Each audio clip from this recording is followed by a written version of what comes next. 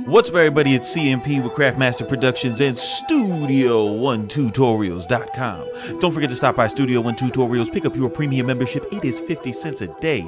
And don't forget to stop by CMPKits.com. Get yourself a copy of our two new MIDI packs. The first one is called Trap Chords 2. The second one is called MIDI Drums. They're fantastic, they're hacks, and they're out now. Also, don't forget to follow me on IG if you need to get a hold of me. This is the fastest way, at Craftmaster3. Check out the Spicy Sundays podcast every Sunday on MG Future YouTube channel and on Spotify. Subscribe. Now, today we're going to be working in Studio One, but this technique can be used in FL Studio. It can be used in live. And what are we going to be talking about today, ladies and gentlemen? We're going to be talking about using ambient melodies. Ambient is one of those music terms that people throw around, and if you understand the definition of it, you can achieve it real simply. The way a lot of people try to get to it is they just search for presets that sound like what they heard in someone else's song, which they described ambient. But you can do this with a lot more intention. For example, here is a piano melody.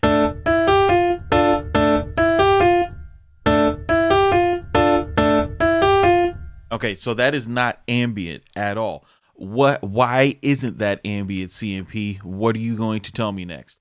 The thing about ambience is ambience begins in one place and finishes somewhere else. And as long as you can understand this concept, you'll be good to go. Okay, so ambient starts in the envelope, right?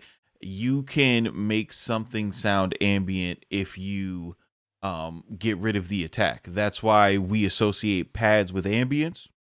And if you look at every one of your pad presets, it has a slow attack. So and I'm using a piano to really demonstrate this. So if we increase the attack time,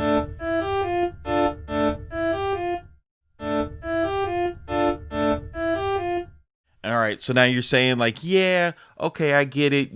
That doesn't necessarily sound as hard and in your face as this. You've definitely provided some ambience, but I wouldn't necessarily call that ambient, right? So this is where the second part comes in. The second part is so the first part is shape. You want a slow attack, always, right? The second part is going to be space, and the way that you achieve space is through your effects. So the first thing that you want to do is add a delay. Doesn't matter what delay it is. I'm just going to pick the first one, and I'm gonna make it wet. All right, and then after that, to continue with the space, we'll go ahead and we'll use reverb. Again, just crank it up.